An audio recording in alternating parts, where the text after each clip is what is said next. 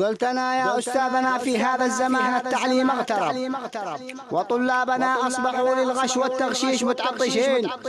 بالليالي سمرات خزان على أغاني العود والطرب، وبالنهاير للواتس والفيس وللببجي لاعبين.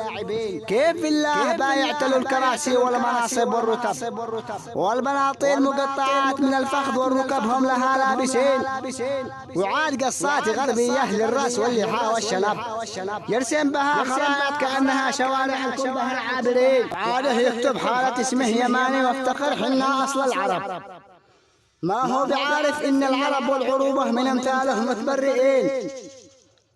أما الطالبات تكلم ترى العق وحدث بلا عجب، لبسها عبايات وحجابات غربية تلفت عيون الناظرين، وتربط شعر رأسها كأنها شاش محملة حطب، ولا شافت أبوها أو أخوها ما هي لهم معبرين.